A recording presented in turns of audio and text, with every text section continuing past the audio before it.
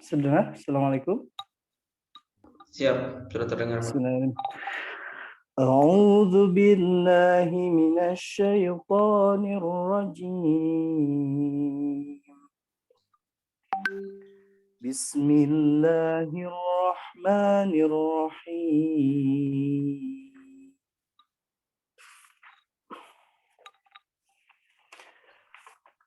Alhamdulillahilladzi anzala ala abdihil kitaba wa lam yaj'al lahu iwaja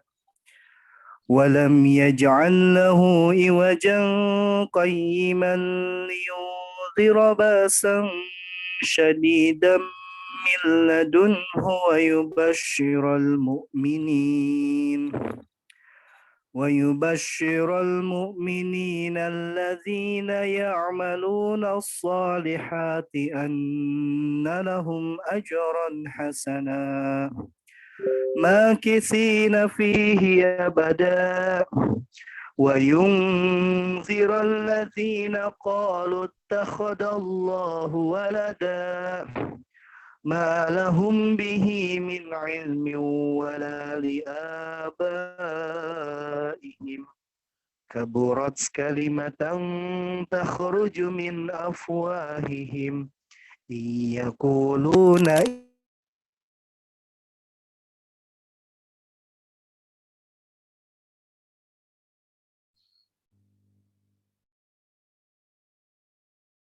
Pak, di-unmute dulu, Pak.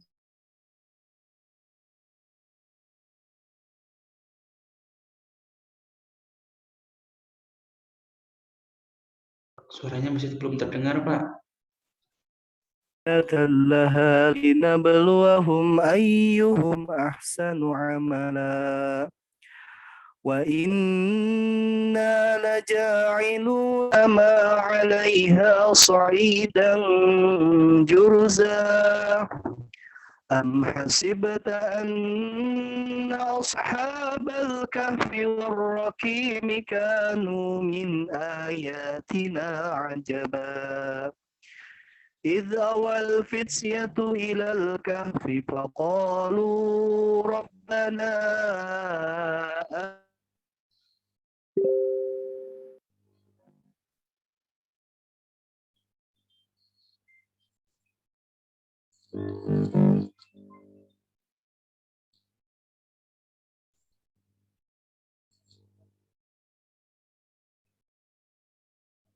Halo Pak Ismat.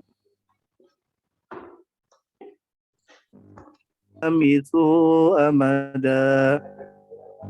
Sadaqallahul azim.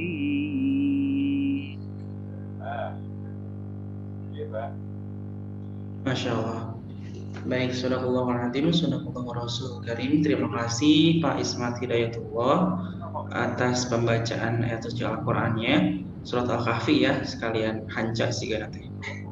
Baik teman-teman semua juga diingatkan di hari Jumat ini masih ada kesempatan untuk membaca Al-Kahfinya. Bagi yang belum silahkan bisa segera membaca Al-Kahfi karena banyak keutamaan dari ayat tersebut, dari surat tersebut. Mohon maaf. Baik,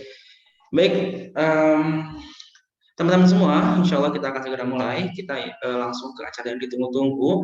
Ini langsung sesi materi dan alhamdulillah untuk pemateri kita yang siang hari ini akan mengisi sudah berada di tengah-tengah kita, gitu ya.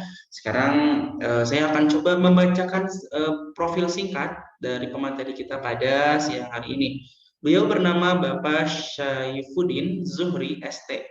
Penanggung jawab Bank Sampah Kenari Indah di Probolinggo. Beliau lahir di Kota Malang 30 Mei 1967 dan untuk pendidikan beliau terakhir di Universitas Panca Marga Probolinggo, Fakultas Teknik jurusan Teknik Manajemen Industri. Dan beliau juga saat ini bekerja atau pengalaman bekerjanya beliau terakhir di PT Ahmad Firdaus Utomo 2015 sampai sekarang jabatan terakhir sebagai Kepala Personalia Dan beliau untuk organisasinya sangat banyak. Ini terakhir beliau adalah Wakil Ketua 2 Forum Pengurangan Risiko Bencana Kota Probolinggo 2021 sampai dengan sekarang. Sama-sama kita sambut Bapak Saifuddin Zuhri. Assalamualaikum Pak. Waalaikumsalam Bapak. Oke, baik. Pak mungkin agak kesulitan ya Pak ya, itu menggunakan virtual background-nya tidak terlihat untuk Bapaknya. Boleh dimatikan saja atau bagaimana?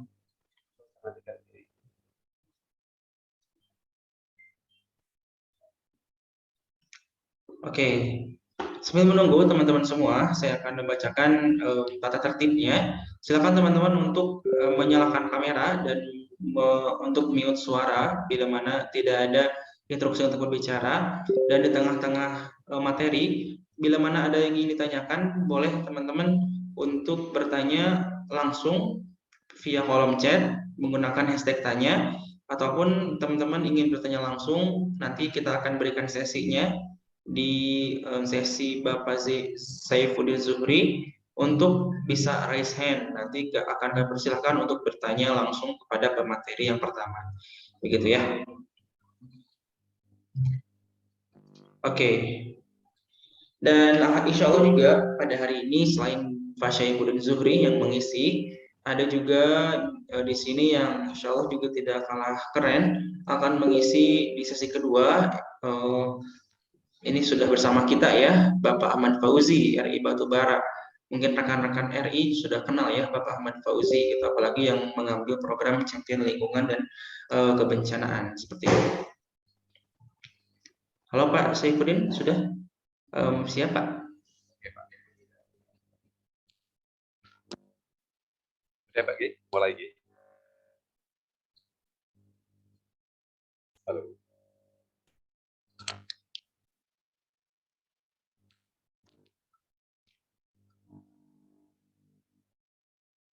Begitu ya. Dan insya Allah juga untuk Zoom pada siang hari ini direkam, nanti akan kami upload di YouTube. Jadi teman-teman bila ingin mengulang kembali untuk sesi webinar ini, nanti akan kami share link YouTube yang bisa teman-teman tonton secara relay. Seperti itu ya, secara tidak langsung.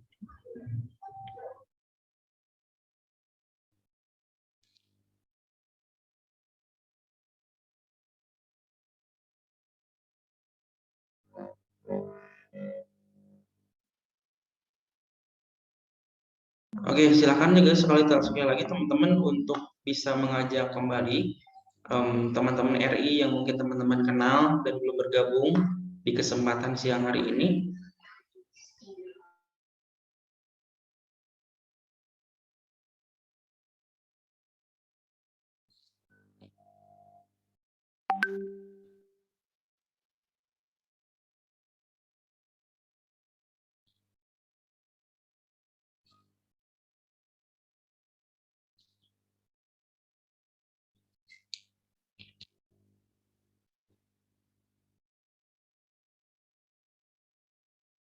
Oke, begitu ya. Nah, teman-teman juga untuk kegiatan pada hari ini, untuk webinar inspirasi ataupun penyelenggaraan Zoom yang lainnya, diharapkan teman-teman untuk berada di tempat yang aman gitu ya, tidak sedang berkendara atau tidak sedang dekat dengan api gitu ya, korek-korek api gitu, karena bahaya. Dan diharapkan juga teman-teman menggunakan pakaian yang rapi, begitu ya, dan pakai celana panjang teman-teman, hati-hati ya, bisa tiba-tiba berdiri kan tidak elok ya begitu ya. Baik, oke, saya akan coba share materinya. Sudah terlihat ya?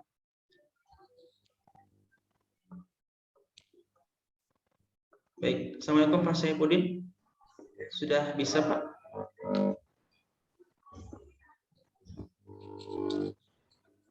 Bisa dimulai? Oke, silakan Pak. Assalamualaikum warahmatullahi wabarakatuh. Bismillahirrahmanirrahim.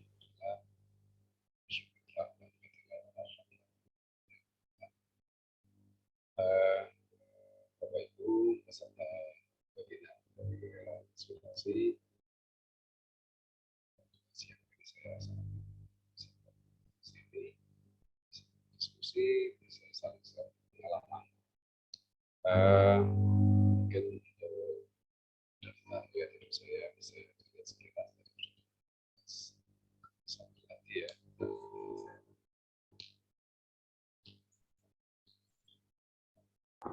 Mohon maaf Pak Saifuddin, untuk suaranya kurang terdengar jelas Pak.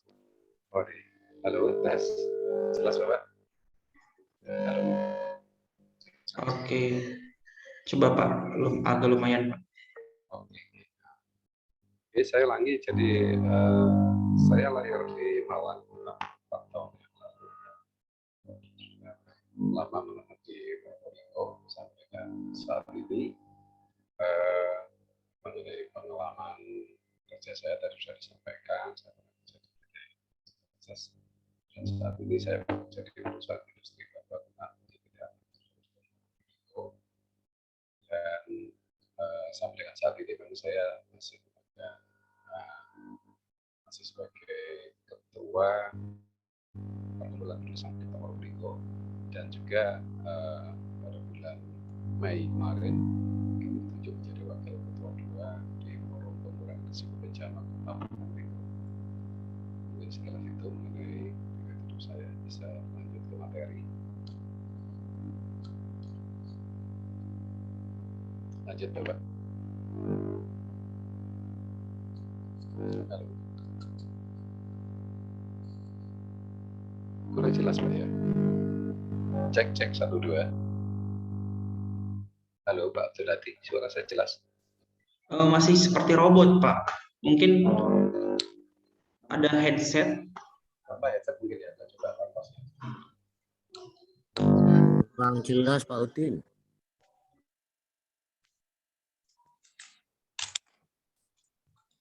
Satu, dua, tiga, cek.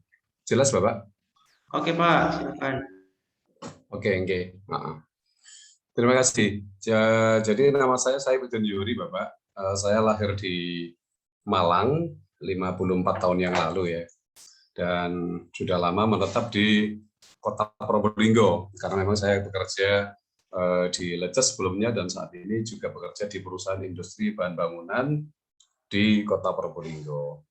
Beberapa organisasi yang kami ikuti dan yang masih berjalan sampai dengan saat ini, saya sebagai Ketua Perkumpulan Peduli Sampah di Kota Probolinggo, juga pada bulan Mei kemarin saya ditunjuk menjadi Wakil Ketua 2 Forum Pengurangan Risiko Bencana di Kota Probolinggo. Bisa dilanjut Pak untuk kurikulum vitae, mungkin cukup masuk ke materi. Nah, kita saksikan bersama-sama, saya kira ini fenomena yang terjadi di hampir seluruh kota, terutama di perkotaan ya. Kita sering mendapatkan sampah-sampah yang ya ditimbun secara liar, seperti di jalan-jalan. Mungkin ini pemandangannya tidak hanya di Probolinggo, mungkin di beberapa kota lainnya saya yakin juga akan kita lihat pemandangan sama. Lanjut Bapak. Dilanjut Bapak. Halo. Ya, kita juga masih mendapatkan perilaku saudara-saudara kita ya, yang masih juga membuang sampahnya di badan sungai.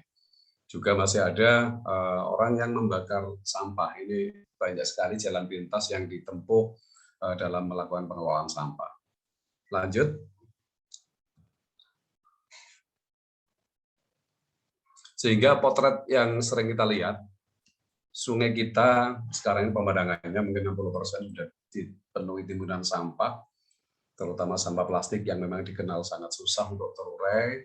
Demikian juga di pantai-pantai kita, di laut-laut kita, itu juga mulai dipenuhi dengan tumpukan sampah. Dan semua ini tentunya akan menimbulkan masalah di lingkungan kita. Lanjut, Bapak. Nah, seperti kita ketahui ya, bahwa pada akhirnya tumpukan sampah ini pastilah akan menimbulkan masalah berupa polusi pada saat di tanah, di udara, sungai, laut. Jadi di tanah juga akan menjadi polutan yang susah terurai, di sungai juga bisa menimbulkan potensi banjir, demikian juga di laut. Nah, sebagian plastik itu akan berubah menjadi mikroplastik, dikonsumsi ikan, kemudian ikannya pada akhirnya kita konsumsi. Ini menjadi mata rantai yang kemudian merugikan kita. Kemudian juga tentunya mengancam kesehatan, juga mengakibatkan bencana. Seperti kita lihat, banyak sekali bencana-bencana banjir yang ujung-ujungnya disebabkan oleh masalah sampah yang menyumbat di sungai-sungai kita. Lanjut, Bapak. Jadi secara umum kalau kita lihat permasalahan sampah hampir di seluruh kota adalah sama. Jadi seperti kita ketahui bahwa pertumbuhan jumlah penduduk itu akan berbanding lurus dengan jumlah timbunan sampah. Semakin banyak penduduk, maka timbunan sampah pasti akan naik. Beberapa provinsi yang kita ketahui, setiap orang akan memproduksi sampah rata-rata sekitar 0,7 kilo ya, 7 on ya per hari. Di samping itu jenis sampah saat ini semakin beragam seiring dengan pola konsumsi masyarakat yang juga semakin beragam. Jadi saat ini sering kita lihat peningkatan misalkan styrofoam ini semakin banyak menjadi jalan pintas kemasan yang murah dan praktis, yang itu ujungnya sama, itu merupakan bahan yang sangat-sangat susah untuk terurai. Kemudian sistem dan infrastruktur masih terbatas ya. Ini mungkin karena anggaran pengelolaan sampah yang juga masih terbatas.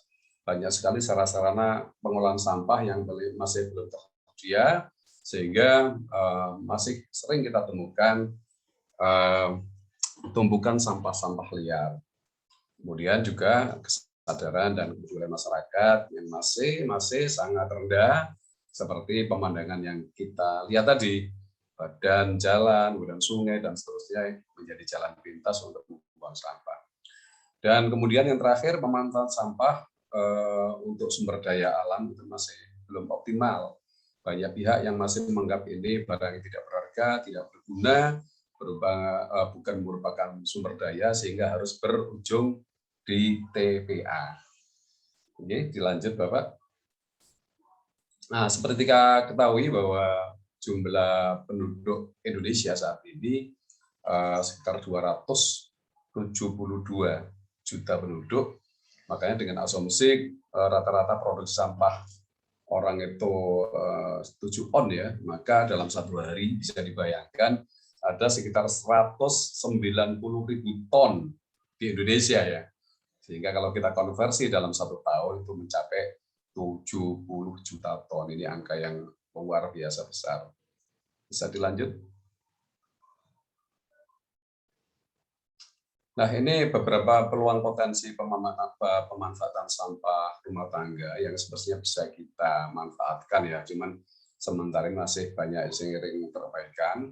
Jadi sebetulnya sampah bisa dipakai menjadi sumber energi alternatif, misalkan untuk insenerator ya dibakar, itu menghasilkan panas yang bisa dimanfaatkan. Terus demikian juga dengan biogas dari sistem sanitary landfill itu juga bisa menghasilkan gas dan seterusnya. Kemudian sebetulnya sampah sendiri ini merupakan sumber bahan baku bagi industri. Cuman memang ini akan menjadi tantangan tersendiri karena memang harus dipilah dari rumah sehingga nanti tidak tercampur dengan sampah yang lainnya, dan ini bisa difasilitasi melalui adanya bank sampah. Kemudian untuk sampah-sampah organik itu bisa dipakai untuk kompos ya. Kemudian sampah sendiri juga bisa menjadi bahan baku industri kreatif ya, atau daur ulang. Nanti kami akan menunjukkan beberapa hasil kreasi daur ulang dari bank sampah yang kami miliki. Lanjut. Lanjut Bapak. Ini kita akan lihat potensi sampah sebagai sumber daya baru ya. Jadi memang komposisi sampah yang dihasilkan dari rumah tangga ya, itu organiknya itu paling banyak sekitar 60%, kemudian plastik itu sekitar 14%, dan seterusnya ya, kaca 2,4% ya. Ini sebenarnya ada beberapa potensi yang bisa kita manfaatkan. Tadi saya ulangi, kalau organik itu sebenarnya bisa dipakai untuk kompos. Nah, plastik ini cocok untuk industri bahan baku ya, bahan baku untuk perusahaan atau industri, bisa didaur ulang plastiknya. Bisa juga dipakai bahan baku untuk industri kreatif ya. Kemudian kertas saya kira juga menjadi bahan baku pabrik kertas dan seterusnya ya. Kemudian kalau kita melihat komposisi di sini bahwa dari sumber sampah, kalau kita pilah lagi, di sini didominasi sampah rumah tangga. Jadi sampah rumah tangga itu mencapai 48% dibandingkan dengan sumber sampah yang lain.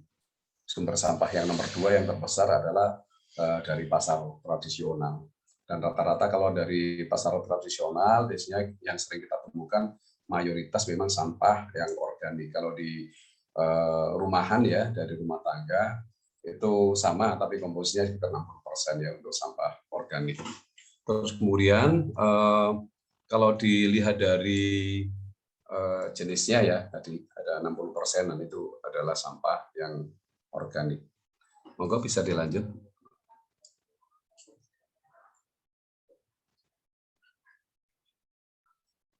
Bisa dilanjut, Pak? Ya.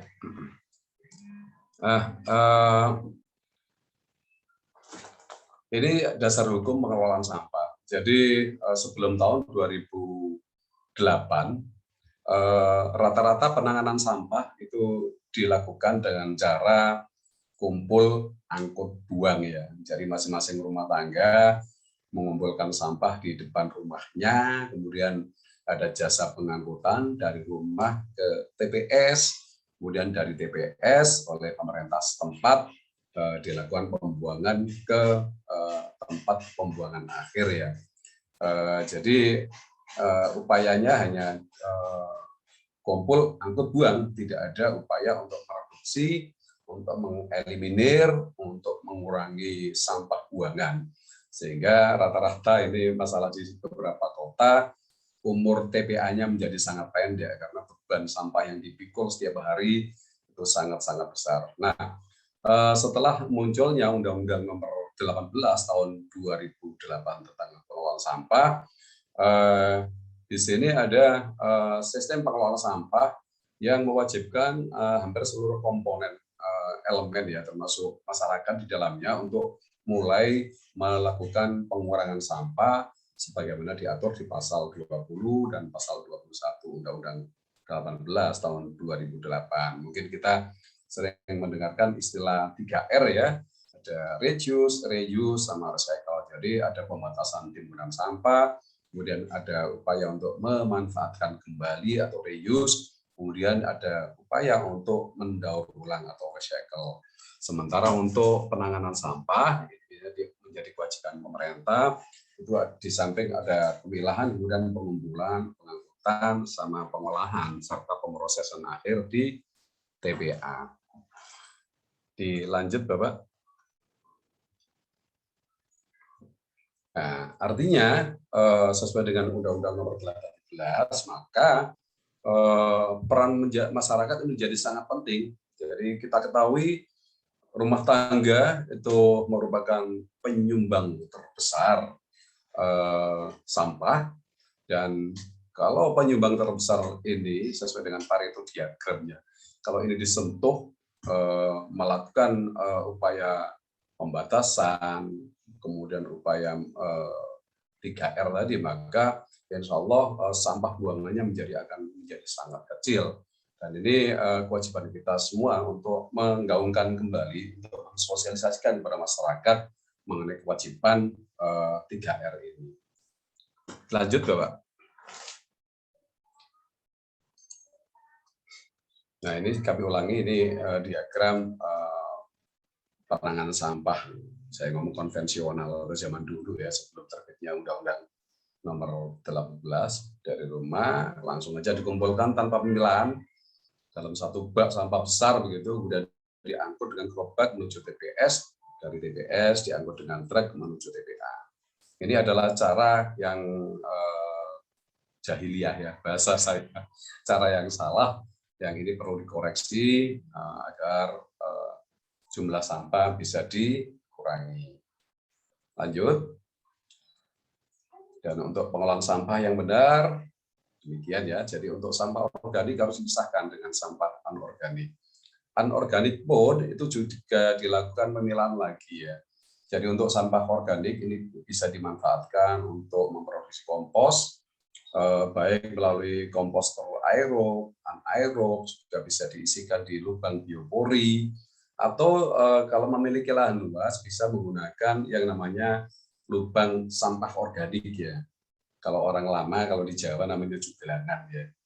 Jadi begitu, itu bisa menghasilkan kompos. Kemudian untuk sampah yang anorganik itu dilakukan pemilahan, plastik disendirikan, kemudian kertas disendirikan, logam juga disendirikan. Kemudian kalau ada B3 residu juga disendirikan. Untuk sampah anorganik yang plastik, kertas, logam ini masih memiliki nilai ekonomis dan ini bisa disalurkan ke bank sampah untuk kemudian dijual. Dan ini banyak sekali yang bisa dilakukan, misalkan untuk kas masyarakat, untuk tabungan perorangan, dan seterusnya. Dengan langkah-langkah ini, maka sampah-sampah yang akan berakhir di TPA itu hanya sampah residu. Sehingga insya Allah kalau ini berjalan di setiap masyarakat, maka umur TPA di masing-masing kota insya Allah akan menjadi lebih lama. Karena memang permasalahan TPA ini sangat rumit, termasuk di Kota Probolinggo. Ini umurnya mungkin hampir ya, tinggal 2 tahun lagi, tapi untuk memperluas atau membangun TPA baru itu di samping dihadapkan pada penyediaan dana yang besar untuk mencari lokasinya juga sangat sulit. Mungkin tanahnya ada milik pemerintah, tapi ada penolakan dari masyarakat misalkan. Sehingga ini menjadi sesuatu yang penting untuk digaungkan kembali mengenai langkah-langkah pemilahan dari rumah untuk memperpanjang umur TPA di samping ada nilai ekonomis yang bisa didapat oleh masyarakat. Lanjut Bapak. Ini gambaran sekilas mengenai bank sampah yang kami miliki. Namanya Bank Sampah Kenari Indah, itu ada di Kelurahan Cerepeng Wetan, Kecamatan Kedupok ya. Ini kami dirikan pada tahun 2014, jadi sudah sekitar sekarang ya 7 tahunan ya, 7 tahun, dan kemudian waktu itu diresmikan oleh Bapak Wali Kota Probolinggo. Itu kelihatan gang masuknya, kemudian ada sekretariat sama gudang bank sampahnya. Lanjut Bapak. Nah, kenapa sih bank sampah ini harus ada? Maka kita ketahui bahwa ada beberapa tujuan dari program bank sampah. Yang pertama namanya bank ya, itu untuk menampung dan pengelolaan sampah yang sudah dipilah dari rumah. Di tempat kami awalnya waktu pendirian pertama kita hanya menampung sampah dari warga dalam satu RT sekitar 50 warga ya. Cuman biasalah nanti ada seleksi alam bagi orang yang menganggap nilai dari pengumpulan sampah itu rendah, biasanya hanya sekali setor. Nah, di sini yang perlu penguatan komitmen semangat dari pengurus bank sampah untuk tetap berjalan ya, karena tujuan baik jangan melihat jumlah orang yang ikut, kita tetap aja berbuat, dan alhamdulillah dengan konsistensi yang kami laksanakan sekarang justru berkembang dan cakupan pengumpulan sampah kalau awalnya dari satu RT sekarang sudah antar RT, antar kelurahan, antar kecamatan. Jadi kita sudah bisa melayani pengumpulan sampah dalam satu kota. Kemudian dari bank sampah ini kita juga memberikan pengetahuan dan membangun karakter masyarakat untuk sadar dan peduli pada lingkungan. Makanya untuk di level ekonomi atas, kita tidak ngomong bahwa dari pengumpulan sampah ini ada nilai ekonomis yang bisa didapat, tapi kita lebih menyampaikan pesan-pesan lingkungan bahwa mari kita selamatkan lingkungan dengan cara melakukan pengelolaan sampah supaya tidak berujung pada TPA. Kemudian sampai itu kita juga mendorong peran aktif masyarakat dalam upaya untuk penanggulangan sampah dari sumbernya. Seperti yang kita sampaikan tadi, pemilahan itu menjadi kata kunci. Kemudian menciptakan nilai ekonomi dalam aktivitas pengelolaan sampah. Di tempat kami ya, pengelolaannya sampah yang terkumpul itu kami jual kepada bank sampah induk di Kota Probolinggo, dan kami mengambil margin kalau itu disetor ke kami mengambil margin atau keuntungan sekitar 10%, tapi kalau kami yang harus ngambil, itu kami mengambil keuntungan sekitar 20%. Keuntungan itu sebenarnya untuk menutupi biaya operasional saja. Kira-kira begitu. Untuk menciptakan nilai tambah, maka kita harus melakukan upaya yang namanya kreasi daur ulang. Karena dari sinilah baru kita bisa mendapatkan added value yang lebih tinggi. Kemudian sampai itu kita mendorong bertumbuhnya aktivitas daur ulang sampah. Untuk ini kami beberapa kali mengadakan pelatihan-pelatihan mengenai kreasi daur ulang. Kami bekerja sama dengan beberapa pihak, misalkan BKM atau LKM ya. Di sana ada dana sosial untuk dilakukan pelatihan daur ulang, kita manfaatkan itu. Kemudian kita bekerja sama dengan Dinas Lingkungan Hidup, kemudian kita bekerja sama dengan beberapa perusahaan untuk memberikan pelatihan-pelatihan daur ulang pada masyarakat sekitar kami. Lanjut, Bapak.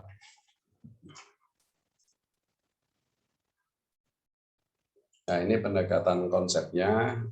Yang pertama memang harus adanya kesadaran untuk menyelesaikan sampah dari sumbernya. Ini menjadi kata kunci, Pak, karena kalau kita bayangkan plastik ataupun kertas, itu sebenarnya mempunyai nilai tambah pada saat dia itu bersih. Tapi kalau dari rumah tercampur sambal, maka dua-duanya akan menjadi sampah. Sehingga kuncinya adalah memang penyelesaian sampah dari sumbernya melalui pemilahan. Kemudian yang kedua, partisipatif. Jadi pengelolanya memang harus berbasis pada masyarakat, karena kita ketahui bahwa penyelesaian masalah sampah tidak cukup dilakukan oleh pemerintah, tidak cukup masyarakat merasa membayar, kemudian membuang begitu saja tanpa ada upaya untuk mengurangi atau melakukan pembatasan. Sehingga partisipatif ini harus didorong. Kemudian penyelesaiannya harus juga terintegrasi ya, antara pengelolaan sampah organik dan anorganik. Sekali lagi, kalau ini tercampur, semuanya akan menjadi sampah. Kemudian harus ada kolaborasi di antara beberapa komponen ya. Semuanya harus bekerja sama untuk menumbuhkan budaya pengelolaan sampah.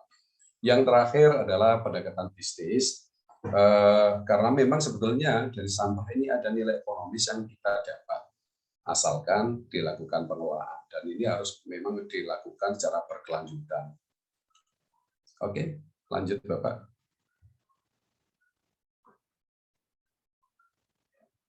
Apa yang dibutuhkan untuk hal ini? Yang pertama, memang harus adanya regulasi. Kita ketahui bahwa di tingkat pusat sudah ada undang-undang, sudah ada peraturan menteri dan seterusnya. Dan saya yakin untuk di tingkat provinsi atau tingkat kota biasanya sudah ada peraturan ya, misalkan peraturan daerah dan peraturan wali kota atau bupati.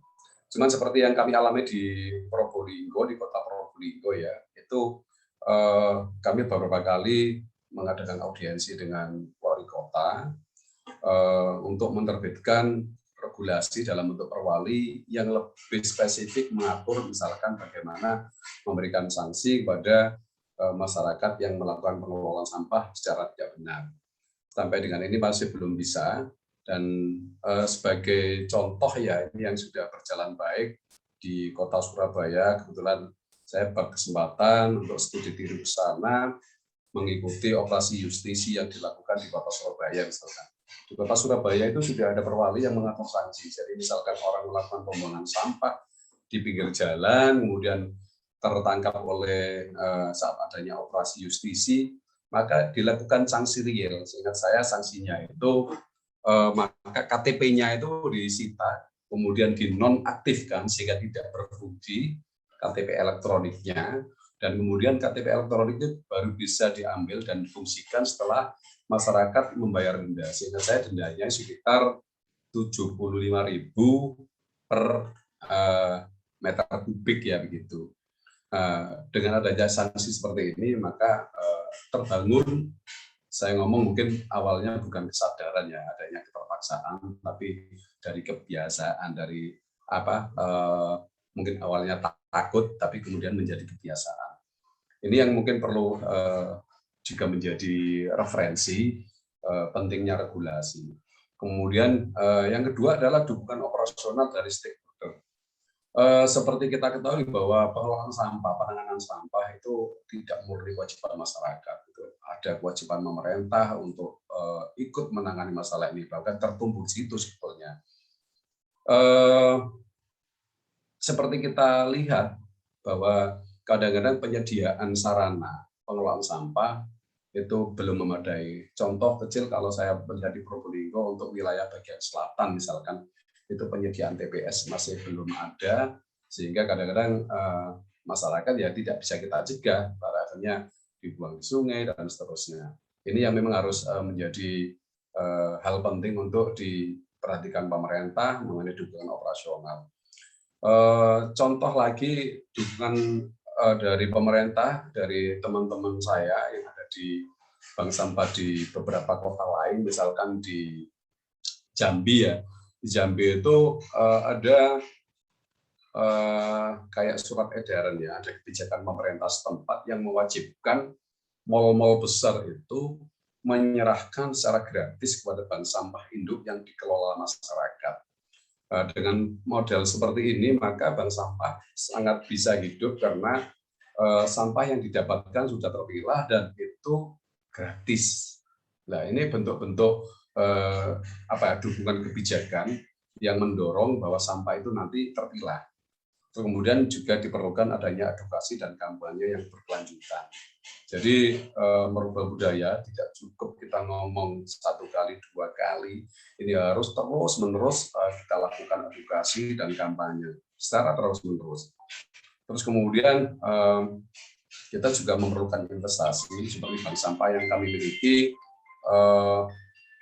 Kami saat ini sudah memiliki gudang bank sampah, kemudian kami juga memiliki alat angkut. Ini yang juga harus mendapatkan dukungan dari pihak-pihak lain. Oke. Lanjut Bapak. Melompat ini Pak.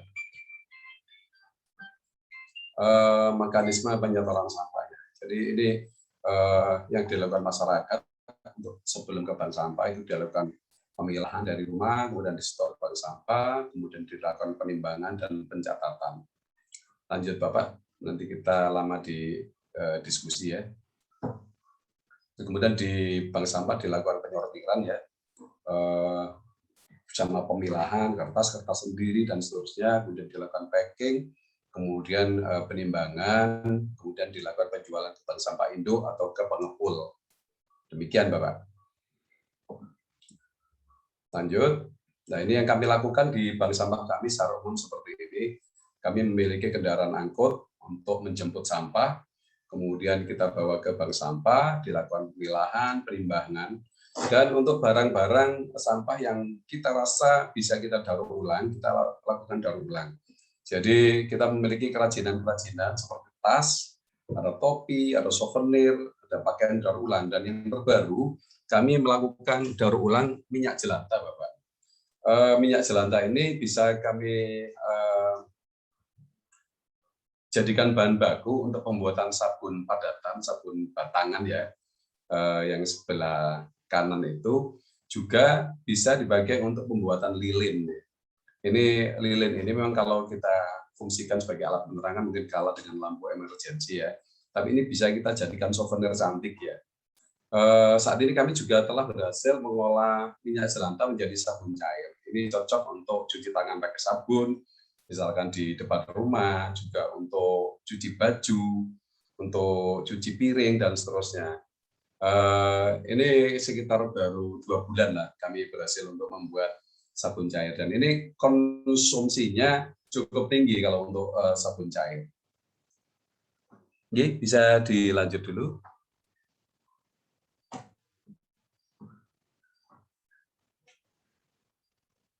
Ya, dari apa yang kami sampaikan itu, maka harus ada mindset yang dirubah bahwa sampah itu bukan masalah, apalagi musibah ya. Sampah itu justru merupakan sumber daya dan jumlahnya melimpah. Dan dengan sedikit usaha kita bisa merubah sampah menjadi rupiah. Dan bagi kami, sampahmu adalah tanggung jawabmu, sampahku adalah emasku. Ini slogan yang ada di KB, Pak. Karena kami juga memiliki kerjasama dengan PT Pegadaian Persero, hasil penjualan sampah itu kami investasikan dalam bentuk tabungan emas di PT Pegadaian. Lanjut, Bapak. Ya, terima kasih. Jadi melalui pengelolaan sampah, maka dulu sampah itu menjadi tata sawah, sekarang kita ubah menjadi berkah. Oke, matur nuwun, kita lanjut dengan diskusi.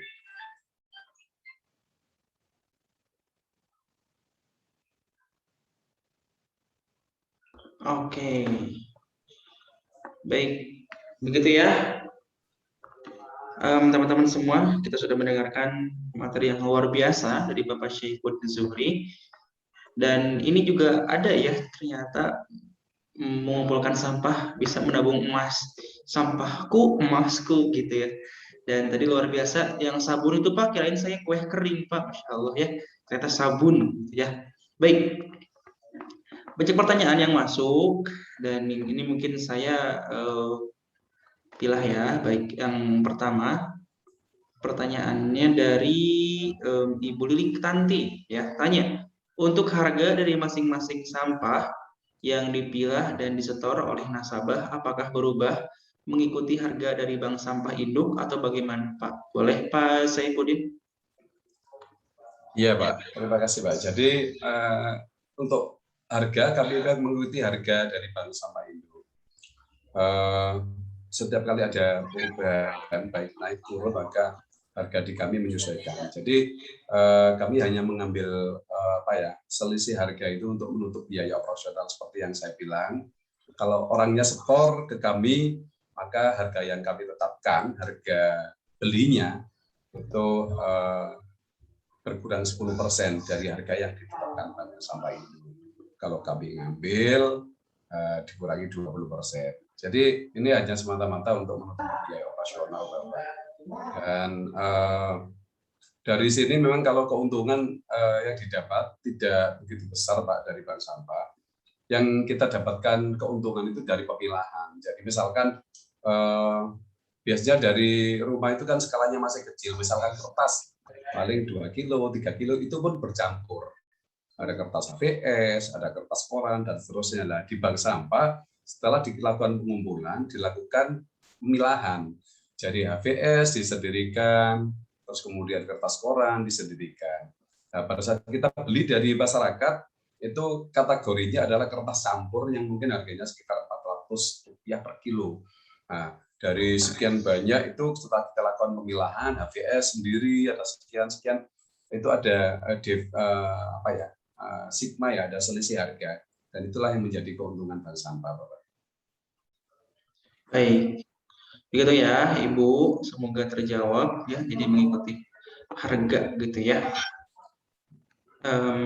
Selanjutnya ini dari PH Cirebon dan juga dari Bapak Suparlan mungkin agak mirip pertanyaannya. Yang pertama, mohon arahan dan masukannya cara mengoptimalkan penjualan dari hasil daur ulang seperti handicraft kreasi ibu-ibu anggota bank sampah. Begitu. Jadi agak susah pemasarannya. Yang pertama itu cara pemasaran hasil karya gitu ya. Yang kedua, bagaimana mekanisme untuk pengajuan kerjasama dengan pegadaian terkait tabungan sampah. Silakan Pak. Saya ada di kantor JR lah Pak, kita lagi Pak. Ada yang dapat siapa? Oke. Ya tadi Pak Bu Jati sudah cerita tadi. Oke, pun kita tidak. Mohon maaf ya, tadi ada dulu. Iya Pak, jadi begini, untuk pemasaran memang sebetulnya untuk era saat ini ya, ini kita dipermudah dengan adanya pasar online ya. Kita bisa share produk-produk kita melalui media sosial. Di samping itu, kami kebetulan juga bekerja sama dengan pemerintah Kota Probolinggo. Di Kota Probolinggo ada surat edaran dari Wali Kota yang contohnya ini mewajibkan setiap ASN setiap hari Jumat itu memakai aksesoris dari produk daur ulang sampah, Pak. Memang bagi kami untuk produk daur ulang yang sifatnya aksesoris ya, yang sifatnya bukan consumable goods ya, yang perputarannya lambat, ini bagi kita terus terang ini juga menjadi masalah karena daya serapnya tidak begitu besar. Contoh orang beli tas daur ulang paling ya sekali beli untuk mungkin sekitar 1 tahun atau 6 bulan dan seterusnya. Makanya kita memilih produk-produk daur ulang yang itu merupakan barang konsumsi.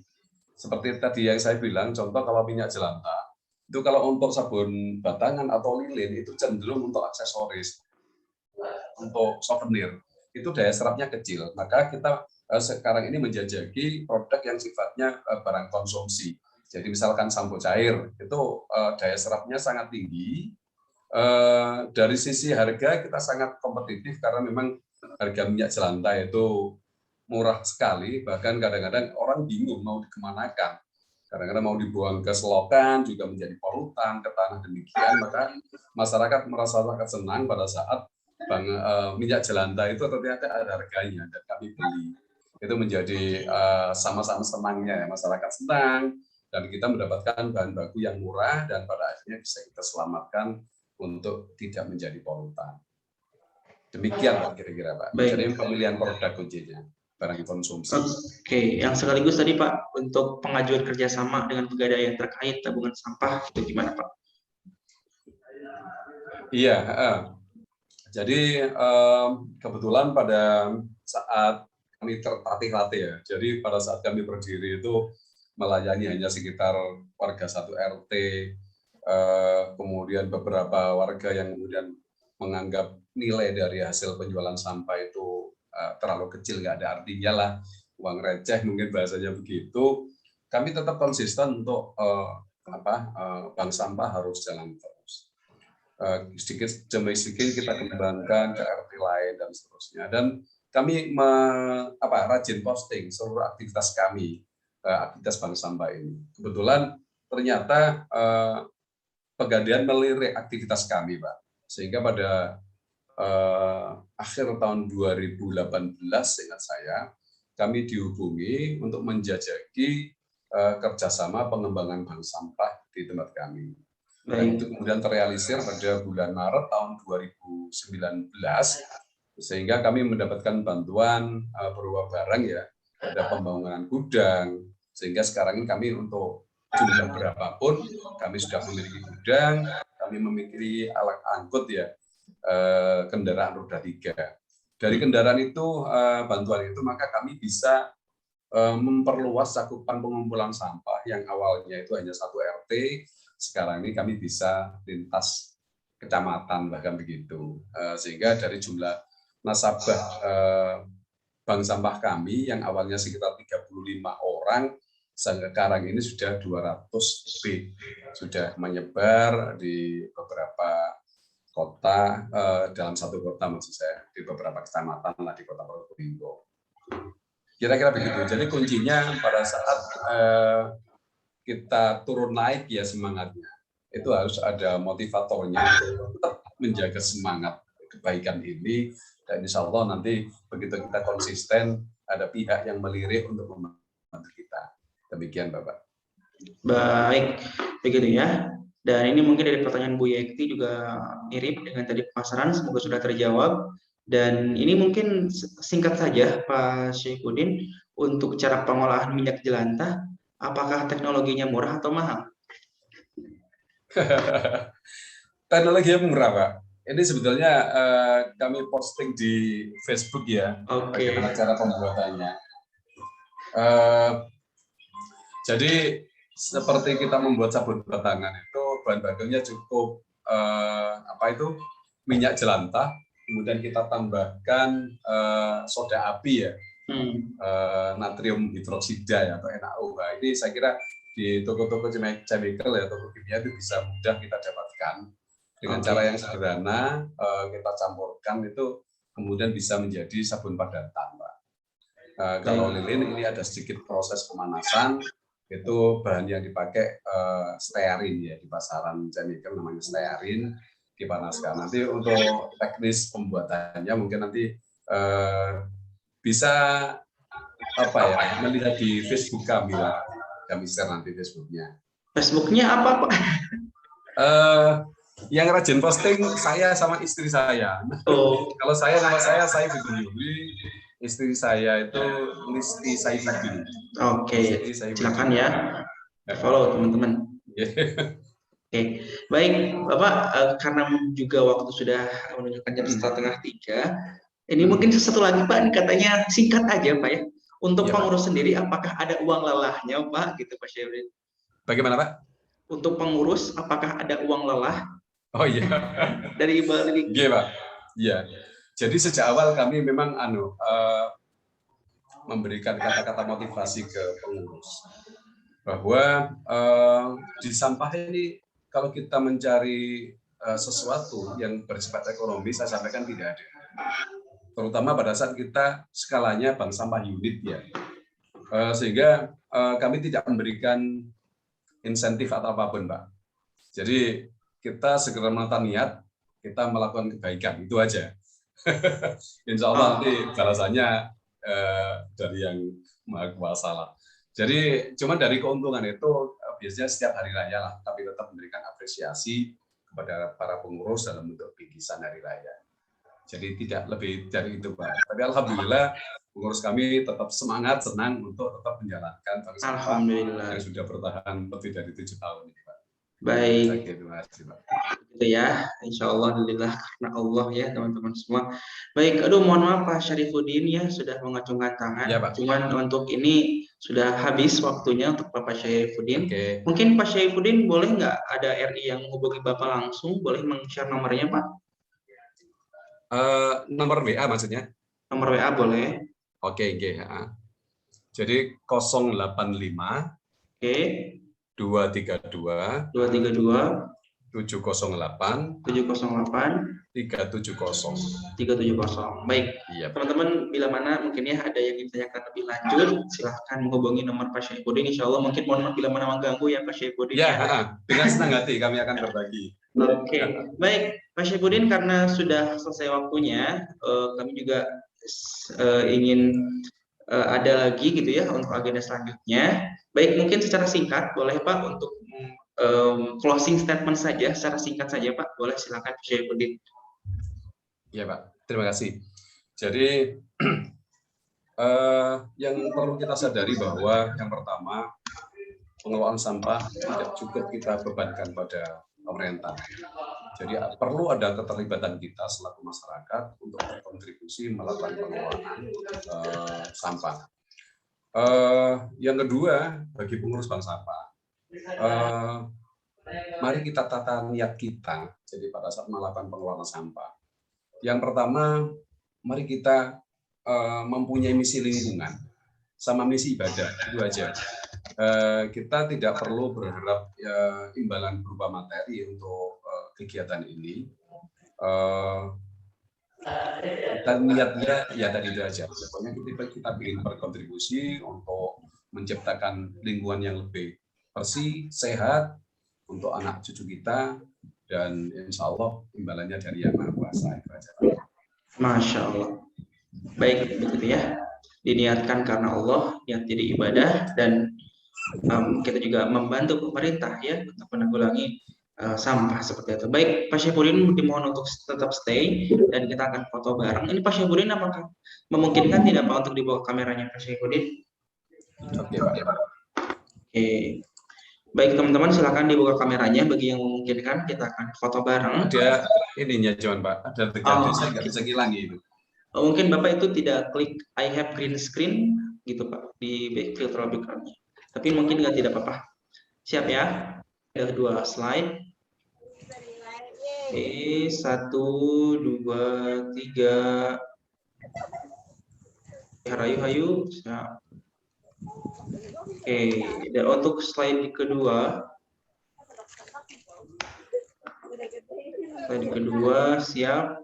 1, 2, 3. Oke, Pak Bibin ikut 2 kali foto. Masya Allah. Oke, terima kasih Pak Syaifuddin atas kehadirannya dan atas materinya. Oke. Matur nuwun. Assalamualaikum. Oke, waalaikumsalam warahmatullahi wabarakatuh.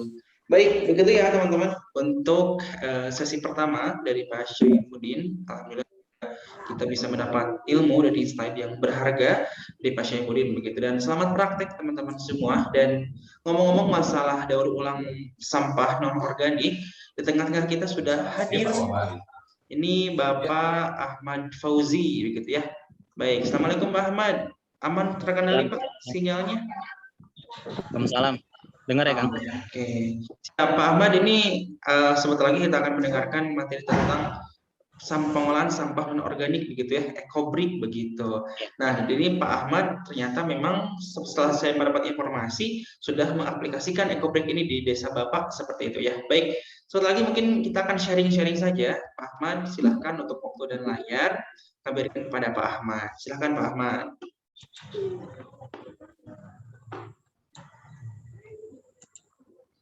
Untuk slide-nya yang di satu lagi nih Kang. Yang akun satu lagi. Ada dua yang mana? Yang nggak ada foto, yang nggak ada apa video. Namanya? Laptop gitu. Namanya siapa? Ahmad Fauzi. Iya. Oke. Yuk, silakan Pak. Udah bisa.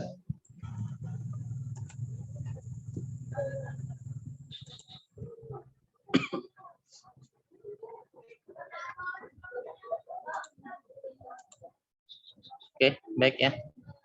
Bismillahirrahmanirrahim. Assalamualaikum warahmatullahi wabarakatuh. Rabbil alamin wa bi nasta'in ala umuri dunya waddin. Wassalatu wassalamu ala asrofil anbiya'i wal mursalin wa ala alihi washabihi ajmain. Rabbi shrah li sadri wa yassir li amri wahlul 'uqdatam min lisani yafqahu qawli. Yang pertama, marilah kita panjat puji syukur kita kehadirat Allah Subhanahu wa taala, yang mana pada sore yang berbahagia ini kita masih diberikan kesempatan sehingga kita berkumpul di webinar rutinitas kita dalam rangka untuk terus mengupgrade diri kita untuk menjadi lebih baik lagi dan untuk bisa terus belajar dalam meningkatkan kapasitas kita sebagai pemberdaya desa di desa kita masing-masing.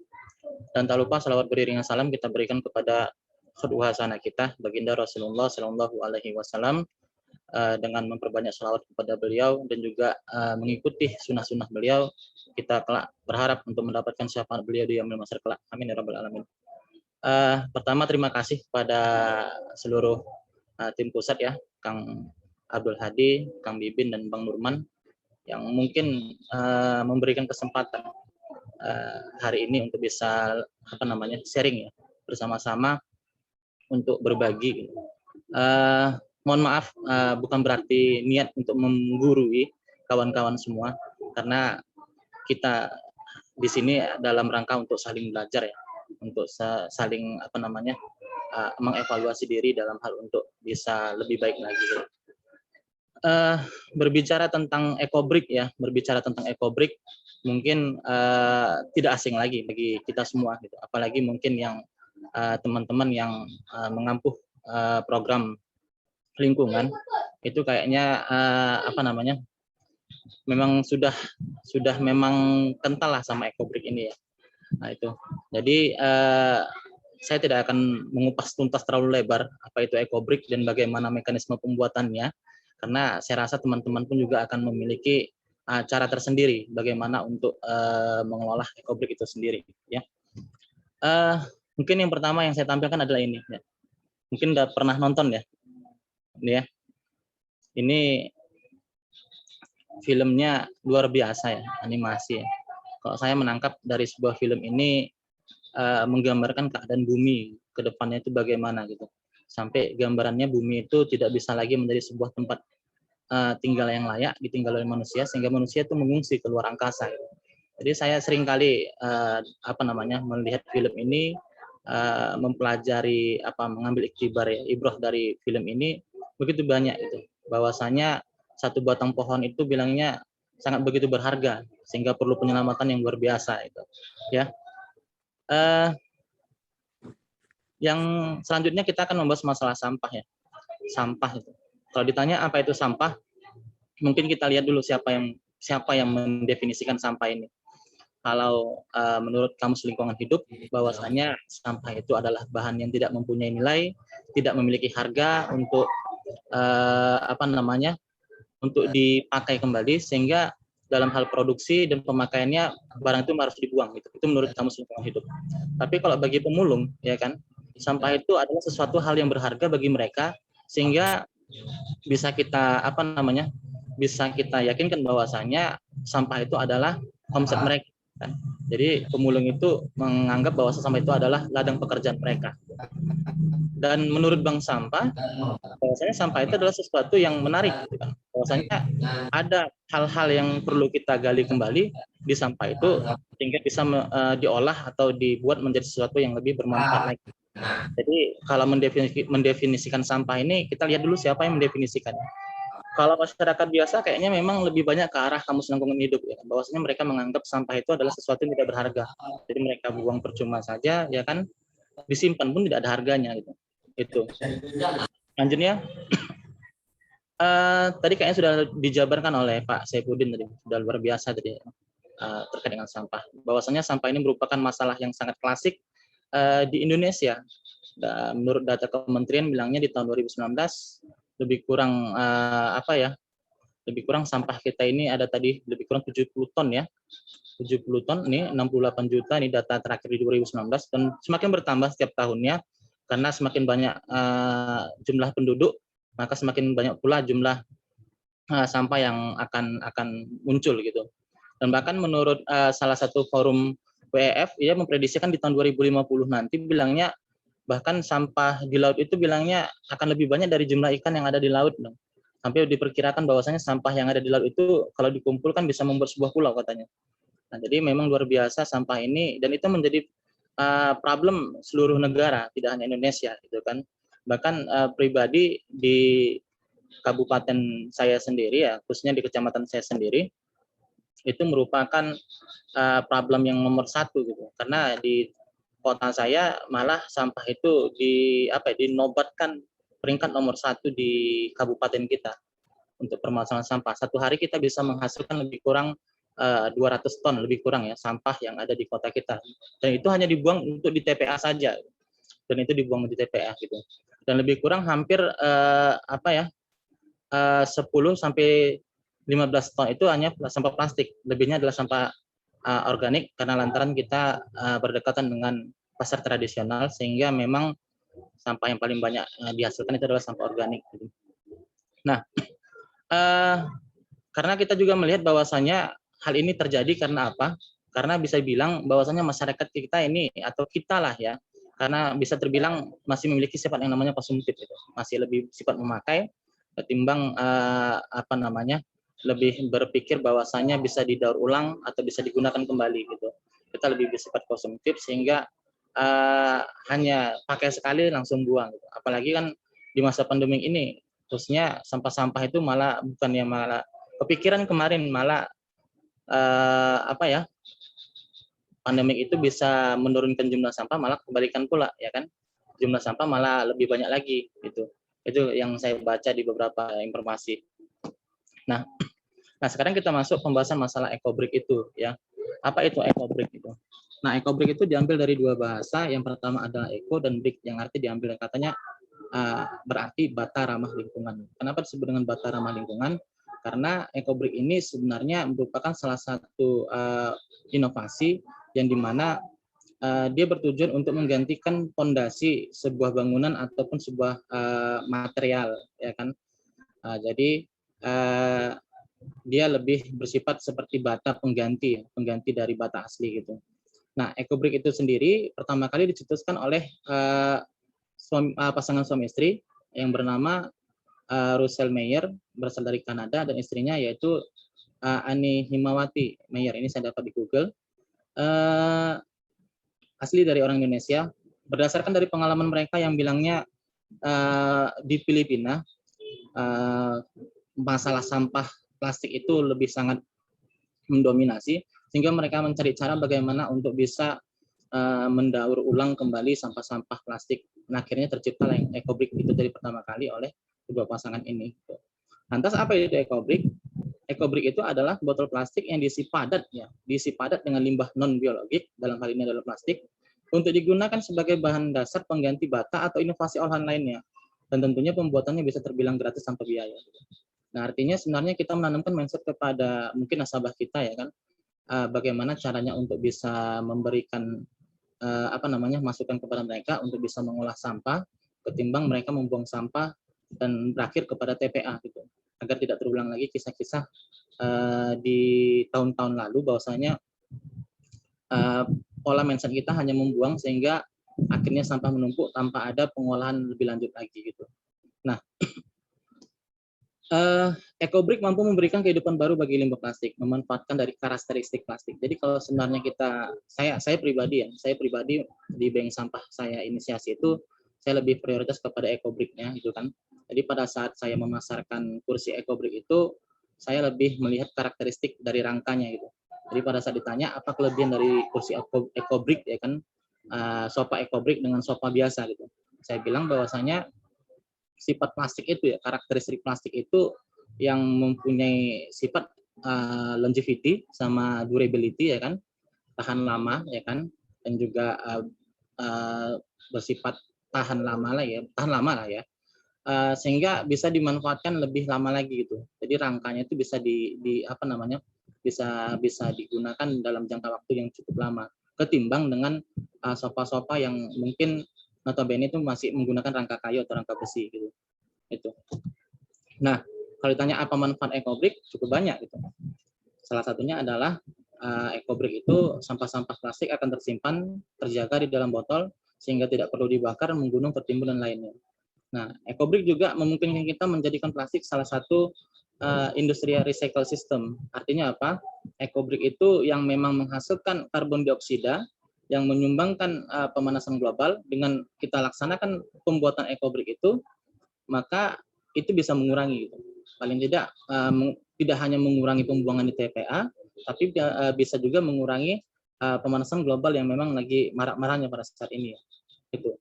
Nah, yang selanjutnya manfaat EcoBrick itu bisa digunakan pembuatan untuk furniture ya kan, modular yang saat ini lagi ngetren gitu, minimalis dan sering digunakan oleh masyarakat untuk bisa menghiasi rumah mereka tuh dengan bahan-bahan perabotan yang bernilai harga minimalis gitu kan. Dan memang EcoBrick itu juga sofanya ya kan, itu bisa bernilai minimalis juga gitu.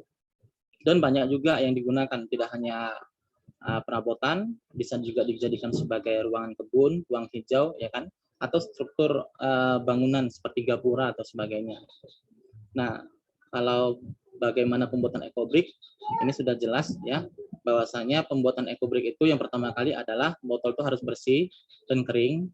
Bukan berarti kita ambil dari tempat pengepulan, tidak dibersihkan, harus dibersihkan terlebih dahulu.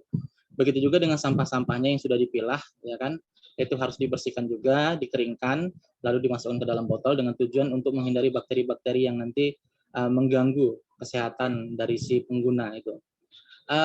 Selanjutnya bilangnya putar ya kan, dengan menggunakan tongkat itu lebih baiknya kita menggunakan tongkat besi ya kan, yang ditempah dengan tujuan untuk bisa mendorong sampah itu masuk ke dalam botol lebih kuat lagi gitu.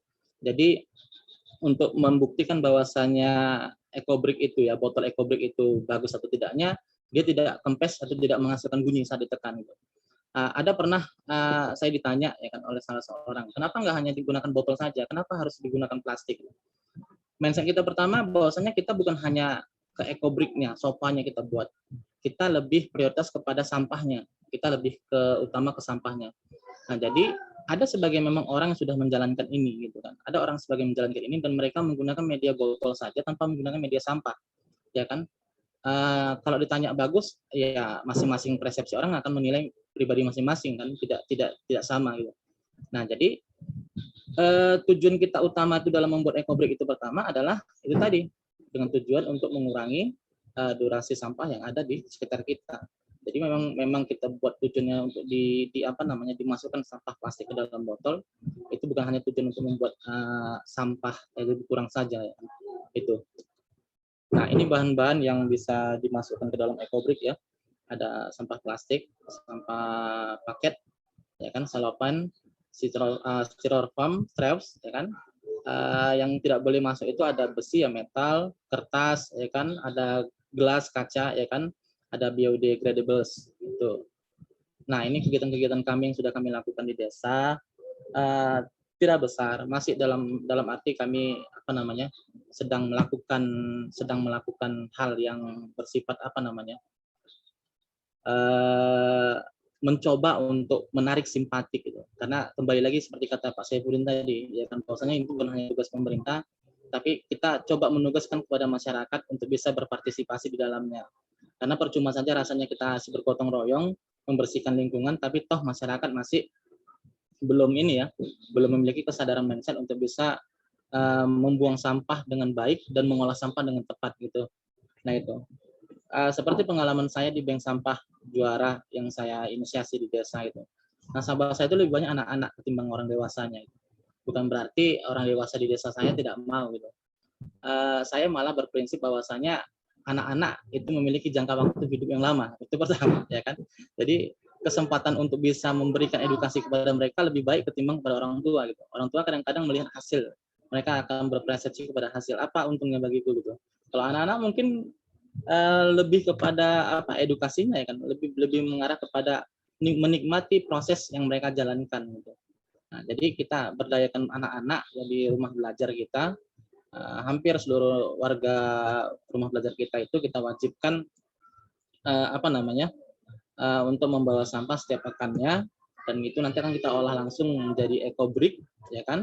Dan nanti kalau mempunyai kesempatan waktu, mereka kita suruh membuat eco-brick masing-masing di rumah. Jadi masa pandemik itu yang pada saat mereka diliburkan, mereka memiliki kerja masing-masing di rumah. Jadi sampah botol yang mereka dapat di rumah dibersihkan, dicuci, dikeringkan, setelah itu dimasukkan, distorkan kepada bank sampah untuk diolah lagi menjadi kursi eco-brick yang kita buat ini. Nah ini, jadi ada kebanggaan tersendiri bagi saya di desa pertama kali saat menginisiasi bank sampah. Sebenarnya bank sampah di kota saya sudah pernah ada gitu, tapi kebanyakan jalannya itu buntu pada saat pertengahan pelaksanaan. Akhirnya saya berpikir bahwasanya kita lah yang bisa coba menginisiasi kembali bagaimana menghidupkan rasa bank sampah itu dengan baik, dengan mekanisme juga yang baik. Alhamdulillah kemarin saat audiensi dengan Kepala Dinas Lingkungan Hidup Kabupaten Batubara, kita mendapatkan respon positif kepada beliau, ya kan. Karena pernah tercetus satu statement saya kepada beliau, ya kan, pada saat gotong royong bareng sama beliau di desa. Rasanya percuma Pak kalau seandainya kita hanya sekedar gotong royong, tapi masyarakatnya masih membuang sampah pada tempatnya. Jadi seminggu sekali gitu kita akan menguras tenaga aja Pak gitu. Coba kita buat inovasi sekali Pak, bagaimana caranya agar bisa masyarakat turut serta dalam berpartisipasi menangani masalah sampah. Tidak hanya kita saja yang sebagai lembaga atau aparat desa yang menjalankan atau mengerti masalah sampah ini. Nah, dari setelah itu alhamdulillah beliau langsung tancap gas, dan akhirnya terciptalah Raperbub semalam, rencana peraturan bupati yang membuat tentang pengolahan sampah gitu. Jadi semalam beliau pun ngomong sama saya gitu kan, bahwasanya lanjutkan saja katanya kan, bank sampah kamu itu bilang, ya kan, nanti akan saya dukung apa yang perlu saya dukung. Saya siap membantu memotivasi adik-adik dan rekan-rekan pengurus semuanya untuk bisa menjadi bank sampah yang baik lagi gitu. Jadi alhamdulillah terdengar di Dinas Lingkungan Hidup gitu. Dan kemungkinan ya kan, kamilah yang nanti akan menjadi bank sampah pertama di kabupaten gitu kan, di kabupaten pertama gitu. Semalam sudah saya bilang audiensi, Pak, kami mau legalitaskan ini, terus kami minta izin, mau minta edukasi dari Bapak apa yang perlu kami persiapkan lebih lanjutnya lagi, yang bilang gitu. Nah itu. Dan kemarin alhamdulillah kita ikut lomba inovasi desa juga ya kemarin. Tujuan utama kami ikut kemarin itu di pengurus bank sampah itu adalah untuk mengkampanyekan bahwasanya kami ada gitu. Ada bahwasanya kami peduli kepada lingkungan, dan berharap lembaga-lembaga atau sektor-sektor dari stakeholder pemerintah itu melihat kami dan turut serta berkolaborasi kepada kami untuk bisa menciptakan suasana lingkungan yang asri, ya kan. Itu mungkin itu dulu yang saya sampaikan, tidak banyak terkait dengan masalah eco-brick ya, karena kayaknya teman-teman pasti sudah juga menjalankan gitu. Makanya kemarin pas waktu diberikan materi tentang eco-brick, saya bilang kayaknya emang ada lebih master lagi nih dari ekobrik ini. Tapi kembali lagi bahwasanya kita saling belajar, saling memberi satu sama lain. Baik Kang Adi, Assalamualaikum warahmatullahi wabarakatuh. Waalaikumsalam warahmatullahi wabarakatuh. Baik, Masya Allah, luar biasa ya dari Pak Ahmad Fauzi untuk pemaparan tentang ekobrik. Begitu ternyata ada definisinya ekobrik itu ya. Saya kira itu definisi dari rumah zakat aja, ternyata sudah ada secara di dunia juga sudah ada. Dan juga teman-teman semua juga Bapak Fauzi ini sudah bekerja sama dengan Pentahelix ya Pak ya untuk menjalankan program bank sampahnya. Baik teman-teman semua, silahkan kita akan buka forum diskusi. Nah, sudah ada Ibu Lilik kembali bertanya. Jangan kalah dong teman-teman semua sama Ibu Lilik ya. Yuk, ada yang mau bertanya langsung, silahkan raise hand. Bila mana malu, silahkan bertanya di kolom chat ya. Baik, nah ini walaupun sudah pada menjalankan, boleh dong Pak share step by step-nya untuk membangun sebuah bank sampah atau ekobrik begitu Pak, silahkan. Iya, kalau step by step untuk mendirikan bank sampah kayak sudah dijelaskan tadi. Untuk step by step untuk bisa membuat ekobrik itu bisa nanti. Kita kan ada grup nanti di bank sampah ya kan, nanti bisa berbagi terkait dengan masalah step by step. Hanya saja kembali lagi bahwasanya mindset kita terkait dengan ekobrik itu apa gitu. Kalau ada nanti yang terbagi mindsetnya pertama itu adalah ekobrik itu hanya diperuntukkan untuk kegiatan lingkungan. Artinya dia lebih prioritas kepada penanganan masalah sampah, pengurangan masalah sampah. Ada yang nanti mindsetnya malah terkait dengan masalah ekonomi, ya kan? Tidak hanya penanganan sampah, tapi juga bisa menciptakan lapangan pekerjaan baru. Bayangkan saja kalau seandainya tadi 0,7 kilogram tadi, 7 on itu tadi per kakak tadi dijalankan oleh masing-masing kakak di rumah, saya rasa masalah sampah di Indonesia selesai gitu. Karena coba aja bayangkan kalau sampah plastik saja diolah di masing-masing rumah dan nanti akan diolah di sebuah lembaga yang menangani, dalam hal ini bank sampah ya atau yang lain, kayaknya udah selesai masalah sampah itu. Jadi kalau masalah step by step-nya, terutama itu adalah masalah mindset-nya itu. Mindset dari kitanya juga yang menjalankan, juga mindset masyarakatnya. Gitu.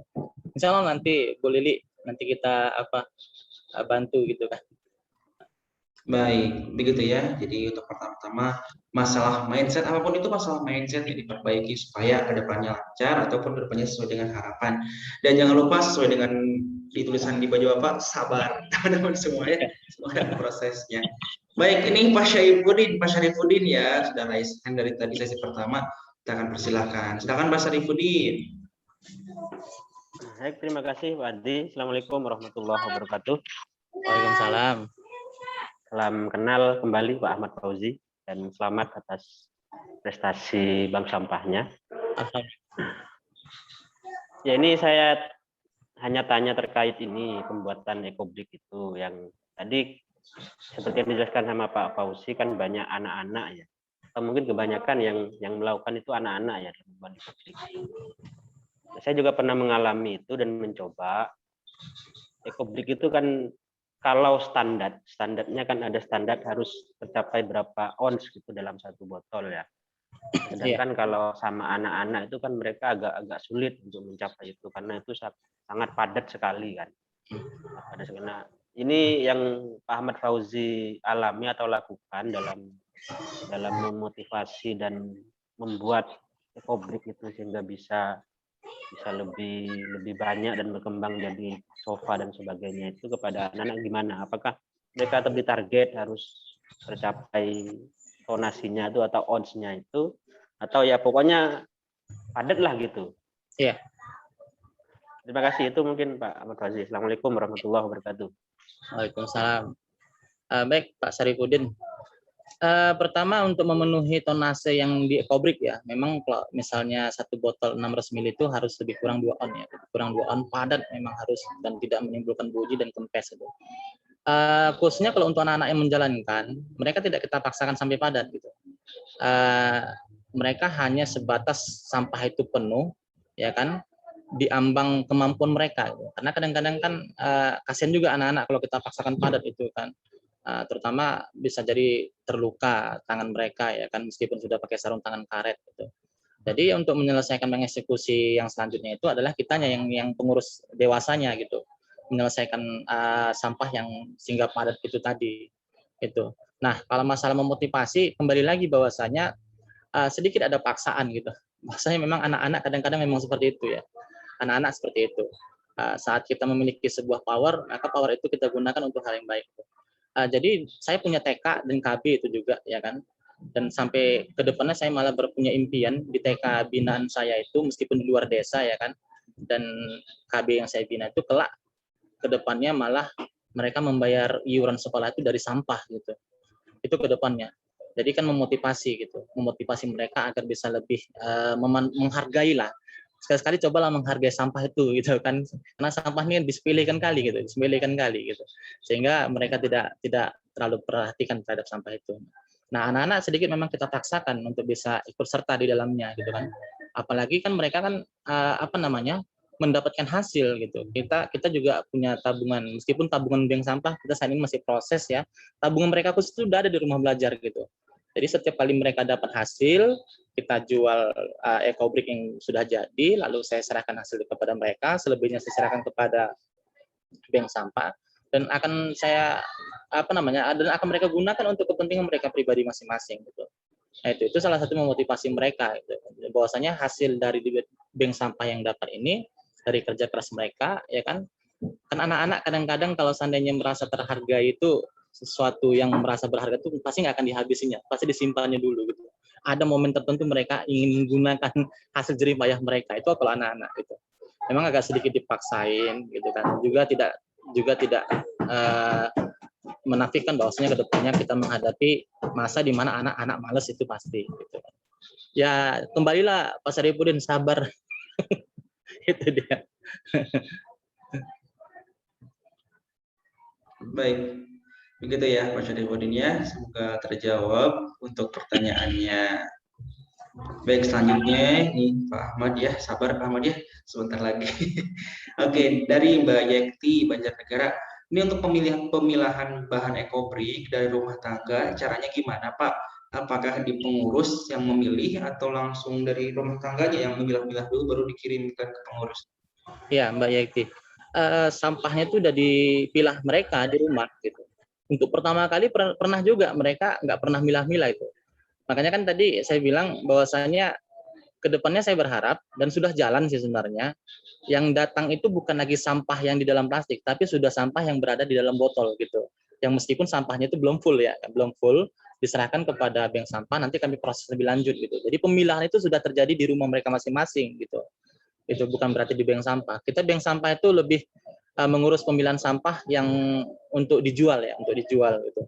Kalau untuk EcoBrick kita sudah serahkan kepada masing-masing nasabah kita jalankan di rumah, pilahlah gitu kan. Sudah bisa lah belajar. Karena kita memang tetap mengedukasi mereka, orang tua mereka. Kadang-kadang sering kita kunjungi ke rumah mereka masing-masing, tanya kabar ya kan kemana gitu, dan bagaimana sampahnya ada progres.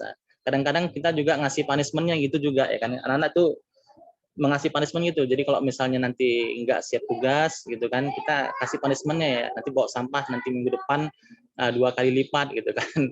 Itu. Dan mereka manut. Memang artinya punishment itu kayaknya bermanfaat banget bagi mereka gitu. Bukan berarti merupakan sebuah hukuman yang memang harus gitu kan, disesali kali enggak. Tapi malah nikmati gitu. Kalau bilangnya kalau bisa Pak dikasih hukuman aja Pak, ketimbang saya menyelesaikan tugas saya katanya gitu. Sampai segitunya anak-anak kadang-kadang gitu. Nah, jadi memang sampah itu sudah dipilah di rumah masing-masing. Untuk khusus EcoBrick saja ya, EcoBrick saja. Kalau khusus untuk sampah-sampah yang dijual itu kami yang di bank sampah yang memilahnya. Itu Mbak Ekti. Baik, begitu ya Mbak Yekti ya. Jadi baik.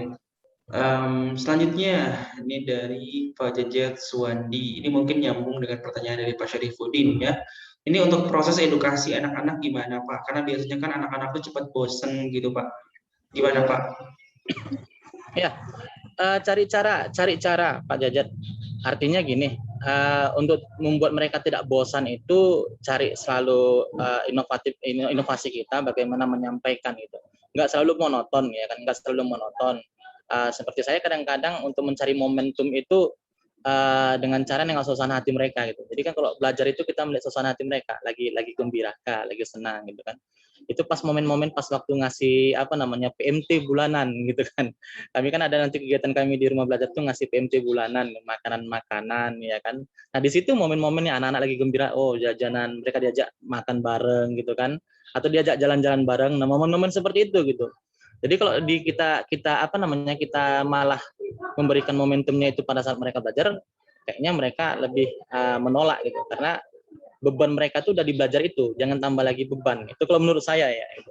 Jadi momentum yang saya lakukan itu adalah cari momen gitu. Jadi seperti momen jalan-jalan, ngajak makan bareng, gitu kan, atau olahraga. Misalnya olahraga bareng, misalnya kita jalan ke pantai yuk, nanti di pantai disampaikan gitu kan. Gimana masalah sampah tuh begini gitu. Ya, itu Pak Dada. Baik, begitu ya, betul. Jadi udah di sekolah banyak beban gitu ya, jangan kita ngasih kegiatan yang bersifat beban juga. Jadi bersifat hepan gitu ya, karena sifatnya anak-anak kan bermain begitu ya Pak ya. Baik, begitu ya teman-teman semua, semoga sudah terjawab setiap pertanyaannya. Selanjutnya mungkin Pak Ahmad kita foto bareng terlebih dahulu, lalu dilanjutkan dengan closing statement begitu ya. Baik, foto bareng terlebih dahulu, silakan teman-teman dibuka kameranya kembali ya. Kita akan foto bareng untuk 2 slide-nya masih istiqomah di angka 29 ya dengan panitia. Baik. Siap, 1, 2, 3. Terima kasih. Oke, slide kedua kita akan foto bareng lagi. 1, 2, 3. Baik. Oke. Baik, sudah selesai ya untuk foto bareng. Selanjutnya Pak Ahmad, karena juga waktu sudah asar, silakan untuk menutup sesi ini dengan closing statement dari Pak Ahmad Fauzi. Boleh Pak, silakan. Ya, baik. Untuk saya masih memiliki moto bahwasanya jadilah seperti ikan di laut ya. Bahwasanya hidup itu seperti ikan, meskipun airnya asin tapi dagingnya tak memberikan efek asin kecuali diasinkan. Kalau saya seperti itu. Nah, jadi artinya meskipun program ini sebenarnya sudah pernah ada gitu kan. Anggaplah program ini yang menjadi pertama di desa kita gitu. Nah, jangan hiraukan statement orang ya kan, menilai apapun tentang kita, tentang program kita. Paling tidak kita terus berjalan ya kan. Yakin saja bahwasanya tujuan kita itu sebenarnya adalah untuk kebaikan, bukan untuk hal yang buruk pada orang lain. Baik, begitu ya, Masya Allah, motonya luar biasa, seperti dalam surat Ar-Rahman, hal jaza'ul ihsani illa ihsan, setiap kebaikan pasti akan Allah balas dengan kebaikan. Baik, terima kasih Muhammad Fauzi atas sharingnya pada sore hari ini, tidak terasa dari siang sampai sore ya, dan teman-teman bertahan, ini di angka 30-an, atau 29. Baik, kalau begitu dengan closing statement-nya Pak Ahmad Fauzi, berakhir pula perjumpaan kita pada sesi siang hari ini. Insya Allah minggu depan kita akan adakan lagi seminar inspirasi, dan isunya katanya dari panitia penyelenggara akan mengadakan webinar inspirasi tentang kerjasama pentahelix. Jadi teman-teman bagi yang masih penasaran, ini untuk setiap sesinya dari bank sampah ataupun dari Pro Champion lingkungan dan kebencanaan ini, jangan lupa untuk nanti ikutan kembali ya. Baik, kita akan tutup untuk webinar pada sore hari ini dengan bacaan hamdalah bersama-sama. Alhamdulillahirabbil alamin. Di akhir dan doa kafaratul majlis, subhanakallahumma wa bihamdika asyhadu an la ilaha illa anta astaghfiruka wa atubu ilaik. Sekian, mohon maaf bila mana banyak kesalahan dari saya selaku pembawa acara pada sore hari ini. Kita akhiri dengan wassalamualaikum warahmatullahi wabarakatuh. Waalaikumsalam. Waalaikumsalam warahmatullahi wabarakatuh.